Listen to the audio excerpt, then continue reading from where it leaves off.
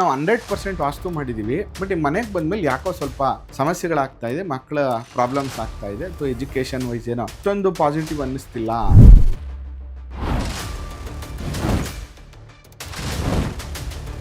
ಪಶ್ಚಿಮ, ವಾಯುವ್ಯ, ಉತ್ತರ, ಈಶಾನ್ಯ ಯಾವುದೇ ಮೂಲೆಗಳು ಗೋಡೆಯನ್ನು ನೀವು ಎಕ್ಸ್ಟೆಂಡ್ ಮಾಡುವ ಆಗಿಲ್ಲ. ನೀವು ಯಾವಾಗ ಎಕ್ಸ್ಟೆಂಡ್ ಮಾಡ್ತಿರೋ ಆಯವನ್ನು ವೈಲೇಷನ್ ಮಾಡ್ದಂಗೆ ಆಗೋಯ್ತು.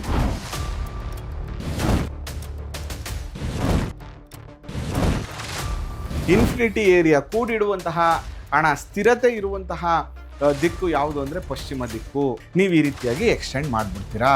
ಅಂದ ತಕ್ಷಣವೇ ನೀವು ಕೆಳಗಡೆನಾರೂ ಎಕ್ಸ್ಟೆಂಡ್ ಮಾಡಿ, ಮೇಲ್ಗಡೆನಾರೂ ಎಕ್ಸ್ಟೆಂಡ್ ಮಾಡಿ ಆಯವನ್ನು ನೀವು ಕೈಯಾರ ಹಾಳು ಮಾಡ್ಕೊಂಡಂಗಾಯ್ತು.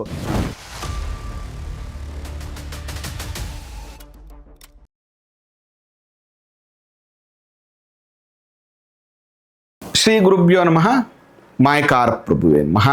ವಾಸ್ತು ಪುರುಷಾಯ ವಿದ್ಮಹೆ ಕ್ಷೇಮಂಕರಾಯ ಧೀಮಹಿ ತನ್ನೋ ವಾಸ್ತು ಪ್ರಚೋದಯಾತ್. ಆರಾಧ್ಯ ದೈವನಾಗಿರುವಂಥ ಮಲೆಮಾದೇಶ್ವರರನ್ನ ಮನದಲ್ಲಿ ನೆನೆಯುತ್ತಾ ವಿದ್ಯಾಗುರುಗಳ ತಂದೆ ತಾಯಿಯ ಪಾದಾರವಿಂದಗಳಿಗೆ ನಮಸ್ಕಾರವನ್ನು ಮಾಡ್ತಾ ಜಗದ್ಗುರು ಪಂಚಾಚಾರ್ಯರನ್ನು ಬಸವಾದಿ ಶರಣರನ್ನ ಮನದಲ್ಲಿ ನೆನೆಯುತ್ತಾ ನನ್ನೆಲ್ಲ ಪ್ರೀತಿಯ ಯೂಟ್ಯೂಬ್ ವಾಹಿನಿಯ ವಾಸ್ತು ವಿಜ್ಞಾನದ ವಾಸ್ತು ಬೈ ಮುಗುರು ಮಧುದೀಕ್ಷಿತ್ ವಾಹಿನಿಗೆ ನಿಮ್ಮೆಲ್ಲರಿಗೂ ಕೂಡ ಸ್ವಾಗತ ಮತ್ತು ಸುಸ್ವಾಗತವನ್ನು ಹೇಳ್ತಾ ಇವತ್ತಿನ ಸಂಚಿಕೆಯಲ್ಲಿ ಒಂದಷ್ಟು ಆಯಗಳ ಬಗ್ಗೆ ಚರ್ಚೆ ಮಾಡೋಣ. ತುಂಬ ಜನ ಕೇಳ್ತಾ ಇರುವಂಥ ಪ್ರಶ್ನೆ ಜೊತೆಗೆ ತುಂಬ ಜನ ಮಾಡಿಕೊಳ್ತಾ ಇರುವಂತಹ ಒಂದು ಸಮಸ್ಯೆಗಳ ಬಗ್ಗೆ ಇವತ್ತು ಚರ್ಚೆಯನ್ನು ಮಾಡೋಣ.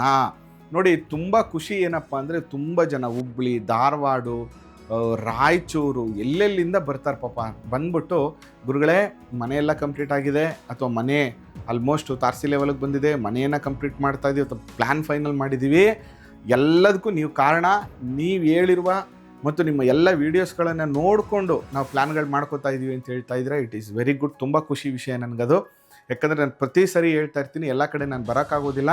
ಅದರಿಂದ ಸರಿಯಾದ ಮಾರ್ಗವನ್ನು ಕೊಡುವಂಥದ್ದು ನನ್ನ ಜವಾಬ್ದಾರಿ ಆಗಿದೆ. ಅದರಿಂದ ನೀವಿರುವಂಥ ಜಾಗದಲ್ಲಿ ನಿಮ್ಮ ಮನೆಯ ವಾಸ್ತುವನ್ನು ಸರಿಪಡಿಸ್ಕೊಳ್ಳೋಕ್ಕೆ ಏನೇನು ಬೇಕೋ ಅದೆಲ್ಲ ವಿಷಯದಲ್ಲಿ ನಾನು ನಿಮಗೆ ಗೈಡ್ ಮಾಡ್ತಾನೆ, ಸಪೋರ್ಟ್ ಮಾಡ್ತೇನೆ ಅಂತ ಹೇಳ್ತಾ, ನೋಡಿ ಇಲ್ಲಿ ಭಾಳ ಮುಖ್ಯವಾಗಿ ಗಮನಿಸಬೇಕಾಗಿರುವಂಥದ್ದು ಏನಪ್ಪ ಅಂತಂದರೆ, ಒಂದು ಮನೆ ಕಟ್ಟುವಂಥ ಸಂದರ್ಭದಲ್ಲಿ ತುಂಬ ಜನ ಪ್ಲ್ಯಾನ್ಸ್ಗಳನ್ನು ತೊಗೊಂಬರ್ತಾರೆ.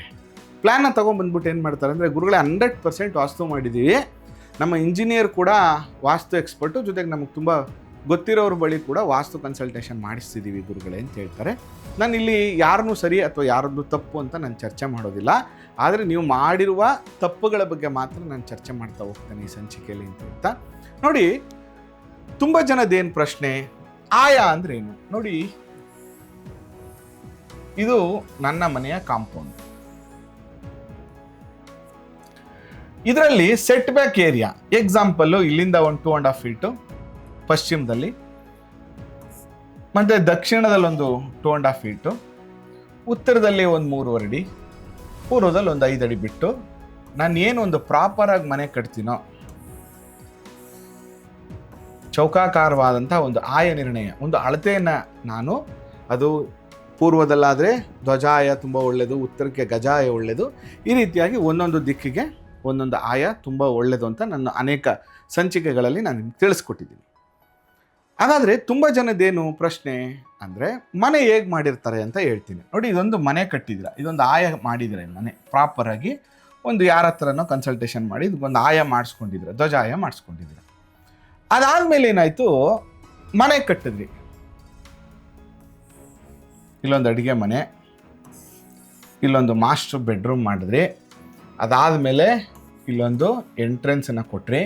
ಇದಾದಮೇಲೆ ಏನು ಮಾಡ್ತಾ ಇದ್ದೀರಾ ನೀವು, ಇಲ್ಲೊಂದು ಸ್ಟೇರ್ ಕೇಸ್ ಇಟ್ಕೊಂಡ್ರಿ. ಎಲ್ಲ ಗುಡ್, ಆಲ್ ಗುಡ್, ಇಲ್ಲೆಲ್ಲ ಓಕೆ, ಇಲ್ಲೆಲ್ಲ ಸರಿ ಹೋಯ್ತು. ಬಟ್ ಫಸ್ಟ್ ಫ್ಲೋರ್ಗೆ ಹೋದ್ಮೇಲೆ ಏನು ಮಾಡ್ತೀರಿ, ಈ ಥರದ್ದು ಸೌತಲ್ಲಿ ಮಾಡ್ತಾರೆ, ವಾಯುವ್ಯದಲ್ಲಿ ಮಾಡ್ತಾರೆ, ಈಶಾನ್ಯದಲ್ಲಿ ಮಾಡ್ತಾರೆ, ಎಲ್ಲ ಕಡೆನೂ ಮಾಡ್ತಾರೆ. ಮೇಲ್ಗಡೆ ಮನೆಗೆ ಹೋದಾಗ ಏನು ಮಾಡ್ತಾ ಇದ್ದೀರಾ ನೀವು, ಮಾಸ್ಟರ್ ಬೆಡ್ರೂಮ್ನ ಸ್ವಲ್ಪ ದೊಡ್ಡದು ಮಾಡ್ಕೊಂಡ್ರಿ. ದೊಡ್ಡದು ಮಾಡ್ಕೊಂಡು ಏನು ಮಾಡ್ತಾ ಇದ್ದೀರಾ, ಇಲ್ಲಿ ಈ ಜಾಗನ ಎಕ್ಸ್ಟೆಂಡ್ ಮಾಡಿದ್ರಿ. ಏನಕ್ಕೆ ಅಂದರೆ, ಇಲ್ಲೊಂದು ಟಾಯ್ಲೆಟ್ ಬರಬೇಕು, ಸ್ವಲ್ಪ ಜಕ್ಕೂಸಿ ಬರಬೇಕು, ಸ್ವಲ್ಪ ಟಾಯ್ಲೆಟ್ಗೆ ಸ್ವಲ್ಪ ಸ್ಪೇಸ್ ಬೇಕಿತ್ತು, ಮತ್ತು ಇಲ್ಲೊಂದು ಕೋರ್ಟ್ ಯಾರ್ಡ್ ಮಾಡಬೇಕು ಅಂದರೆ ಸ್ವಲ್ಪ ಬೆಳಕು ಮೇಲ್ಗಡೆಯಿಂದ ಬರಬೇಕು ಅಂದ್ಬಿಟ್ಟು ಈ ಜಾಗನ ಎಕ್ಸ್ಟೆಂಡ್ ಮಾಡ್ಕೊಂಡ್ರಿ. ಈ ಜಾಗನ ಎಕ್ಸ್ಟೆಂಡ್ ಮಾಡ್ಕೊಂಡು ನೀವು ಮನೆ ಕಟ್ಟಿದ್ರಿ. ಮನೆಗೆ ಹೋದ್ಮೇಲೆ ಗುರುಗಳೇ ಮನೆಗೆ ಬರೋಕ್ಕಿಂತ ಮುಂಚೆ ಚೆನ್ನಾಗಿತ್ತು, ಬಟ್ ನಾವು 100% ವಾಸ್ತು ಮಾಡಿದ್ದೀವಿ, ಬಟ್ ಈ ಮನೆಗೆ ಬಂದಮೇಲೆ ಯಾಕೋ ಸ್ವಲ್ಪ ವ್ಯಾವಹಾರಿಕವಾಗಿ ಸ್ವಲ್ಪ ಸಮಸ್ಯೆಗಳಾಗ್ತಾ ಇದೆ, ಮಕ್ಕಳ ಪ್ರಾಬ್ಲಮ್ಸ್ ಆಗ್ತಾ ಇದೆ, ಅಥವಾ ಎಜುಕೇಷನ್ ವೈಸ್ ಏನೋ ಸ್ವಲ್ಪ ಅಷ್ಟೊಂದು ಪಾಸಿಟಿವ್ ಅನ್ನಿಸ್ತಿಲ್ಲ ಅಂತ. ಮತ್ತು ಗುರುಗಳೇ ನಾನು ವಾಸ್ತುವನ್ನು ಕರೆಕ್ಷನ್ ಮಾಡ್ತೀನಿ, ಪ್ಲ್ಯಾನ್ ಕರೆಕ್ಷನ್ ಮಾಡ್ತೀನಿ, ಅದಾದಮೇಲೆ ಏನಪ್ಪ ಇದು ಮೇಲ್ಗಡೆ ಎಕ್ಸ್ಟೆಂಡ್ ಮಾಡಿಬಿಟ್ಟಿದ್ದೀರಲ್ಲ ನೀವು. ಇಲ್ಲ ಗುರುಗಳೇ ನಾವು ವಾಸ್ತು ಪ್ರಕಾರನೇ ಮಾಡಿದ್ದೀವಿ. ಇಲ್ಲ ನೋಡಿ ಇಲ್ಲಿ ವಾಯುವ್ಯ ಮೂಲೆ ಎಕ್ಸ್ಟೆಂಡ್ ಆಯ್ತಲ್ಲ. ಇಲ್ಲ ನಮ್ಮ ವಾಸ್ತು ಎಕ್ಸ್ಪರ್ಟು ಮತ್ತು ನಮ್ಮ ಇಂಜಿನಿಯರ್ ಹೇಳಿದ್ರು ಕೆಳಗಡೆಗೆ ಮಾತ್ರ ವಾಸ್ತು, ಮೇಲ್ಗಡೆಗೆ ವಾಸ್ತು ಅಪ್ಲಿಕೇಬಲ್ ಆಗಲ್ಲ ಅಂತ. It is wrong. ನೀವು ತಿಳ್ಕೊಂಡಿರೋದೇ ದೊಡ್ಡ ತಪ್ಪು. ನಾನು ಏನು ಹೇಳಿದೆ, ಒಂದು ಸರಿ ಬಿಲ್ಟಪ್ ಏರಿಯಾ ಅಂತ ನಾನು ನಿರ್ಣಯ ಮಾಡಿದ್ಮೇಲೆ, ಬಿಲ್ಟಪ್ ಏರಿಯಾ ಅಂದ್ರೇನು, ನಾನು ಮನೆ ಕಟ್ಟುವಂಥ ಜಾಗ ಅಂತ. ಬಾಲ್ಕನಿ ಒಂದನ್ನು ಬಿಟ್ಟು ನನ್ನ ಗೋಡೆ ಏನಿದೆ ಆ ಗೋಡೆ ಯಾವುದೇ ಕಾರಣಕ್ಕೂ ಎಕ್ಸ್ಟೆಂಡ್ ಆಗಂಗಿಲ್ಲ. ಅದು ಯಾವುದೇ ಮೂಲೆಗಳಿರ್ಬೋದು, ಪೂರ್ವ, ಆಗ್ನೇಯ, ದಕ್ಷಿಣ, ನೈಋತ್ಯ, ಪಶ್ಚಿಮ, ವಾಯುವ್ಯ, ಉತ್ತರ, ಈಶಾನ್ಯ, ಯಾವುದೇ ಮೂಲೆಗಳು ಗೋಡೆಯನ್ನು ನೀವು ಎಕ್ಸ್ಟೆಂಡ್ ಮಾಡುವ ಆಗಿಲ್ಲ. ನೀವು ಯಾವಾಗ ಎಕ್ಸ್ಟೆಂಡ್ ಮಾಡ್ತಿರೋ ಆಯವನ್ನು ವೈಲೇಷನ್ ಮಾಡ್ದಂಗೆ ಆಗೋಯಿತು ನೀವು. ಯಾಕಂದರೆ ಈ ಕಾನ್ಸೆಪ್ಟ್ ಏನು, ವಾಸ್ತುವಿನ ಅಥವಾ ಋಷಿ ಮುನಿಗಳ ಕಾನ್ಸೆಪ್ಟ್ ಏನು, ನೋಡಪ್ಪ ತೂಕವನ್ನು ಇಟ್ಕೋಬೇಕು ಅಂದರೆ ನನ್ನ ಕಾಲು ಕೈಯೆಲ್ಲ ಗಟ್ಟಿರಬೇಕು, ನನ್ನ ತಲೆ ಮೇಲೆ ನನ್ನ ಕೈ ಮೇಲೆ ಏನಿದೆ ಅದರಲ್ಲೇ ಭಾರ ಇದ್ದಾಗ ಅದು ಬ್ಯಾಲೆನ್ಸ್ ಆಗಿರುತ್ತೆ ಅಂತ. ಇಲ್ಲ ನಾನು ಆಚೆಗೆ ಎಳ್ಕೊಬಿಡ್ತೀನಿ ಅಂದಾಗ ಒಂದು ಕಡೆ ಜಾಸ್ತಿ ಆಯಿತು ತೂಕ, ಇನ್ನೊಂದು ಕಡೆ ಕಡಿಮೆ ಆಯಿತು. ಆಗ ನೀವು ಒಂದು 25 kg ಅಕ್ಕಿಯನ್ನು ಒಂದು 75% ರೈಟ್ಗೆ ಹಾಕ್ಬಿಟ್ಟು 25% ಮಾತ್ರ ಇಲ್ಲಿ ಇಟ್ಕೊಂಡಾಗ ಹೆಂಗೆ ಇಂಬ್ಯಾಲೆನ್ಸ್ ಆಗುತ್ತೆ. ನಿಮಗೆ ಅರ್ಥ ಆಗಲಿ ಅಂತ ನಾನು ಹೇಳ್ತಿರೋದು. ಅದೇ ಥರ ಏನಾಗುತ್ತೆ, ನಿಮಗೆ ಬಾಲ್ಕನಿ ಮಾಡ್ಕೊಂಡಾಗ ಏನಾಗುತ್ತೆ, ಅಲ್ಲಿ ವಾಲ್ ಕ್ರಿಯೇಟ್ ಮಾಡಿರಲ್ಲ ನಾವು, ನಿಮಗೆ ಅಲ್ಲಿಂದ ಬರಬಹುದಾದಂಥ ಗಾಳಿ ಬೆಳಕು ಮ್ಯಾಕ್ಸಿಮಮ್ ಅದು ಯುಟಿಲೈಸ್ ಆಗುತ್ತೆ. ಆದರೆ ಯಾವಾಗ ನೀವು ಗೋಡೆಯನ್ನು ಕಟ್ತಿರೋ, ಗೋಡೆಯನ್ನು ಎಕ್ಸ್ಟೆಂಡ್ ಮಾಡ್ತಿರೋ, ಆ ಸಂದರ್ಭದಲ್ಲಿ ಆ ದಿಕ್ಕಿನ ಸಂಪೂರ್ಣವಾಗಿ ಮುಚ್ಚಲ್ಪಡ್ತೀರ ನೀವು. ಅದರಿಂದ ಏನಾಗುತ್ತೆ, ದೋಷಗಳು ಪ್ರಾರಂಭ ಆಗುತ್ತೆ.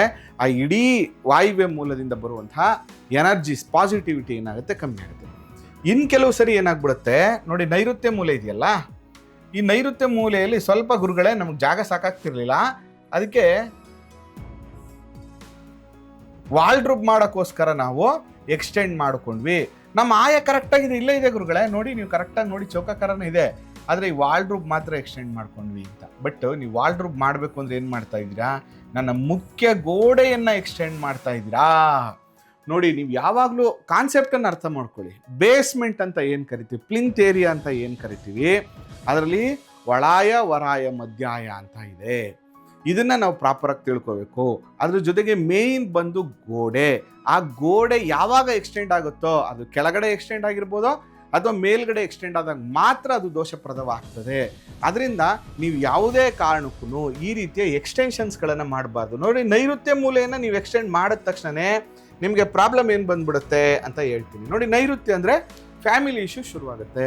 ಯಜಮಾನ ಫೈನಾನ್ಷಿಯಲಿ ಸ್ಟ್ರಗಲಲ್ಲಿ ಸಿಕ್ಕಿಕೊಳ್ಳುವಂಥದ್ದು, ಸಾಲಕ್ಕೆ ಸಿಕ್ಕಾಕೊಳ್ಳುವಂಥದ್ದು, ಸಾಲ ಬಾಧೆ ಜಾಸ್ತಿ ಆಗುವಂಥದ್ದು, ಗಂಡ ಹೆಂಡತಿರಲ್ಲಿ ವೈಮನಸ್ಸು ಜಾಸ್ತಿ ಆಗುವಂಥದ್ದು, ಎಲ್ಲದಕ್ಕಿಂತ ಹೆಚ್ಚಾಗಿ ಮನೆಯಲ್ಲಿ ಪ್ರಾಬ್ಲಮ್ಸ್ಗಳು ಶುರುವಾಗುತ್ತೆ. ನೋಡಿ, ಇತ್ತೀಚಿನ ದಿನದಲ್ಲಿ ಏನಾಗ್ತಾ ಇದೆ ಅಂದರೆ, ಎಲ್ಲರೂ ಮ್ಯಾಕ್ಸಿಮಮ್ ಪಶ್ಚಿಮದಲ್ಲಿ ಟಾಯ್ಲೆಟ್ ಮಾಡ್ತಾ ಇದ್ದಾರೆ.